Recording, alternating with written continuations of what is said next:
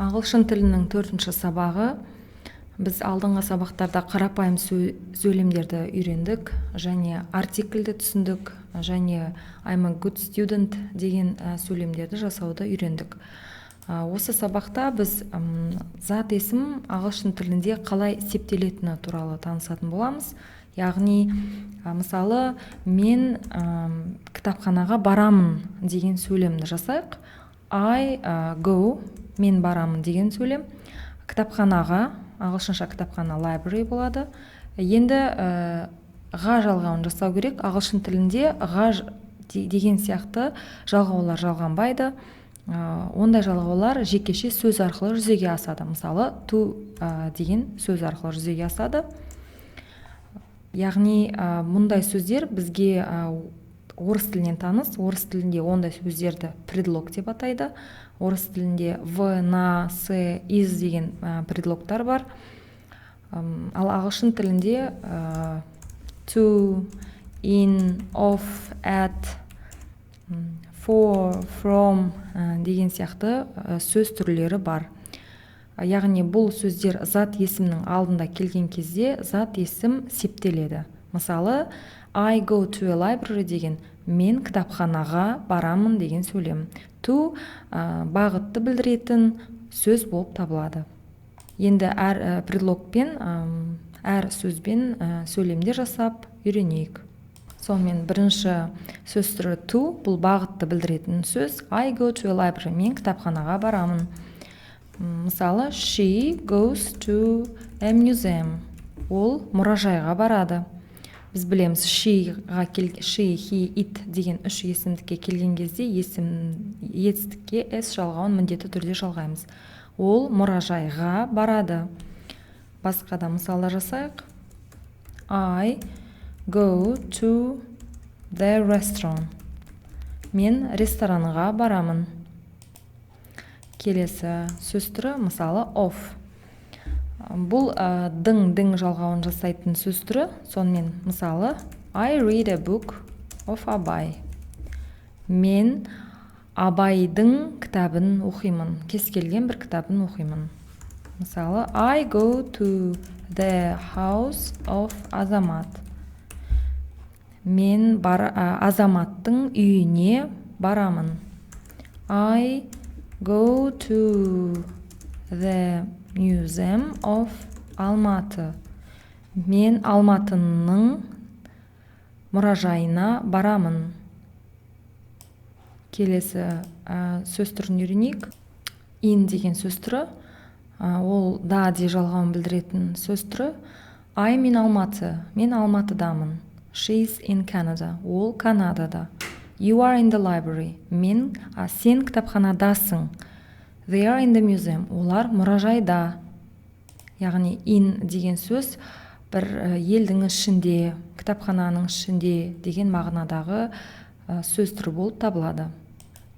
Inге ұқсас at деген сөз түрі бар. Бұл да қазақшаға аударғанда да де жалғауын білдіреді. Мысалы, мынандай сөйлем жасайық. I am at the library. Бұның алдыңғы inнан айырмашылығы қалай? Мысалы, I am in the library деген сөйлем жасайық. Екеуінің мағыналық жағынан айырмашылығы қалай? Мынау, мен кітапхана жақтамын, кітапхана жақта жүрмін деген сөйлем. Ал I'm in the library деген мен кітапханадамын, ішіндемін, кітапханада отырмын деген сөйлем болып табылады. Басқа да мысалдар жасайық. You are at the park. Сен парк жақтасың, парктесің. They are at the station. Олар станцияда. Яғни, at деген сөз қаланың белгілі бір пунктіндемін, сол жердемін деген мағынаны білдіретін сөз түрі болып табылады. Келесі on деген сөз түрі. Мысалы, I put the book on the table деген сөйлем жасайық. Жалпы on деген предлог түрі бір нәрсенің үстінде деген мағынаны білдіретін сөз. I put the book on the table. Мен үстелдің үстіне кітапты қойдым.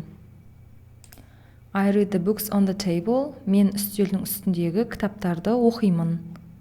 Яғни, on деген бір нәрсенің үстінде деген мағынаны білдіретін предлог түрі. Келесі предлог түрі for. For деген үшін, сен үшін, мына үшін деген мағынадағы сөз түрі. Мысалы, I need a book of Abay for an exam. Мынау керек деген сөз, яғни маған қажетті. Маған Абайдың кітабы қажетті. Не үшін? Экзамен, емтихан үшін. For an exam. Немесе тағы бір сөйлем құрайық. I make bread for breakfast. Мен нан илеймін, нан жасаймын таңғы ас үшін. Келесі сөз түрі from. Бұл дан ден жалғауын білдіретін сөз түрі. Мысалы, a book is from the library. Мына жалпы кітап, кітапханадан. Мысалы, мына кітап немесе ана кітап деп айтайық. Ағылшынша мына кітап деген this book болады, ал ана кітап that book болады. Бұлардың көпше түрі these books және мынау those books. Яғни мына кітап, мына кітаптар, анау кітап, ана кітаптар. Сонымен осы сөздермен де сөйлем құрайық. This book is from the library. That book is from the library of Astana. Мына кітап кітапханадан, ал ана кітап Астананың кітапханасынан. Астананың кітапханасынан. Мысалы, мына кітаптар деп айтайық. These books are from the museum. Мына кітаптар мұражайдан. Арны қоямыз, өйткені мынау көпше түрде, мыналар олар деген үшінші жақтағы сөйлем түрі, ал мынау ол деген, яғни ол деген үшінші жақтағы сөйлем түрі, сондықтан мұнда is'ді пайдаланамыз, ал мұнда are'ны пайдаланамыз. This book is from the library, that book is from the library of Astana, these books are from the museum. Келесі сөз түрі by деген сөз. Бұл пен, пан, пен деген жалғауларды білдіретін сөз. Мысалы, I go to that museum by taxi. Мен ана мұражайға, to that museum, анау мұражайға таксимен барамын. I go to this library by bus. Немесе жай қарапайым сөйлем құрайық. I go to a library by bus. Мен мынау кітапханаға автобуспен барамын. Мен кітапханаға автобуспен барамын. This деген мынау анықтаушы сөз болғандықтан мұнда артикль пайдаланбаймыз. Бірден сол that, this деген сөзді пайдаланамыз. Ал бұндай that, this сияқты анықтаушы сөз болмағандықтан біз артикльді мұнда қою керекпіз. I go to a library by bus. Сондықтан by деген автобуспен, таксимен, машинамен деген мағынаны білдіретін сөз түрі. Келесі сөз түрі with деген, мысалы, I go to a library with sister.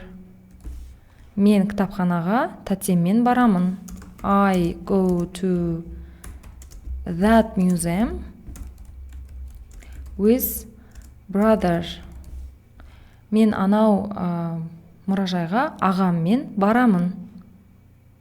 Сонымен біз ағылшын тіліндегі зат есімнің септелуіне қажетті сөз түрлерімен таныстық.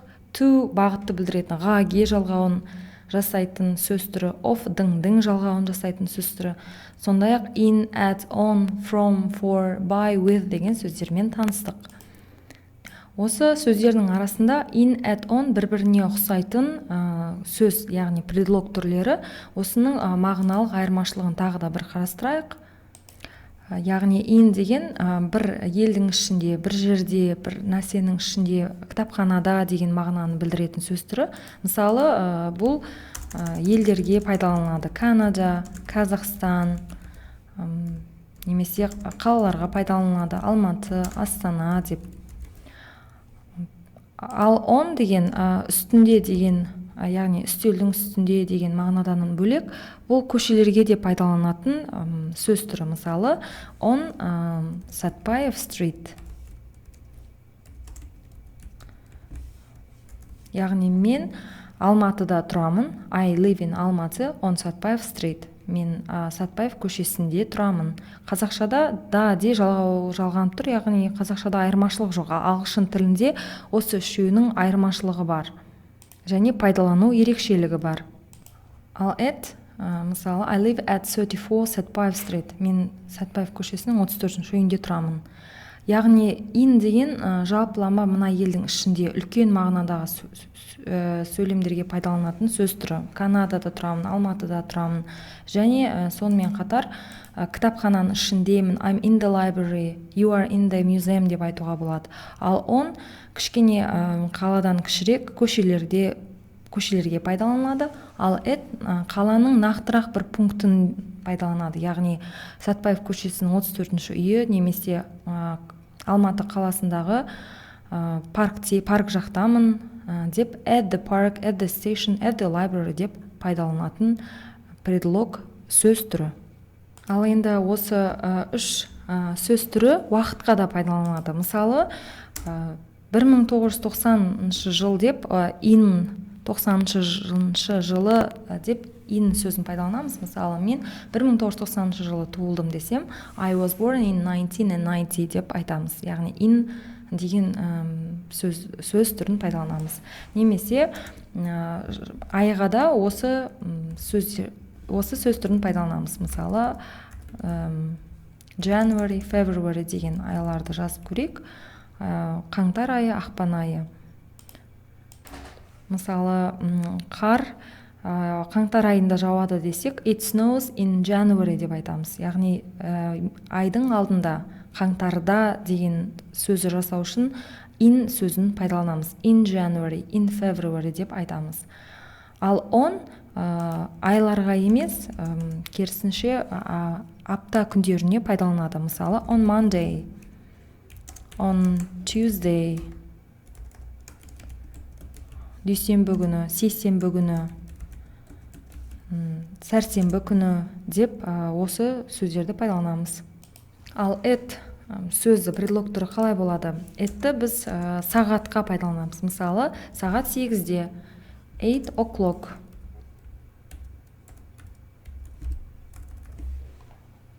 Сонымен осы сөздермен сөйлем құрайық. Мысалы, I go to a library on Thursday деп айтайық. Thursday деген бейсенбі деген білдіреді.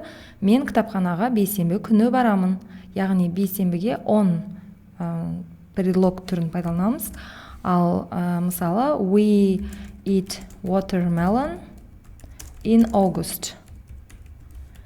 Біз қарбызды тамыз айында жейміз. Ол тамыз айларға біз in предлогын пайдаланамыз. Бір мысал жасақ, I go to the museum at 8 o'clock. Мен мұражайға сағат 8-де барамын. Яғни сағаттың алдына at деген предлог түрін пайдаланамыз. Және бізде мезгіл қалды. Мезгіл, яғни жаз мезгілі, күз мезгілі дегенге in сөз түрін пайдаланамыз. In summer, in spring. Мысалы, яғни қарбыздар жазда піседі, гүлдер, ағаштар көктемде бүршік атады деп in сөзін міндетті түрде пайдаланамыз. Ал азанда кешке деген немесе түнде деген сөздерді қалай жасаймыз? Азанда деген in the morning болады.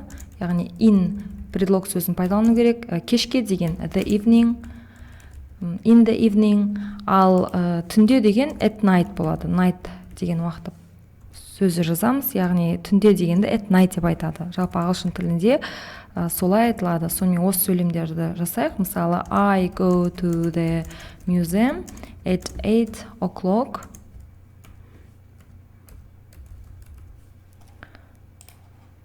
In the morning дейік. Мен мұражайға сағат 8-де барамын, таңғы 8-де, азанғы 8-де барамын.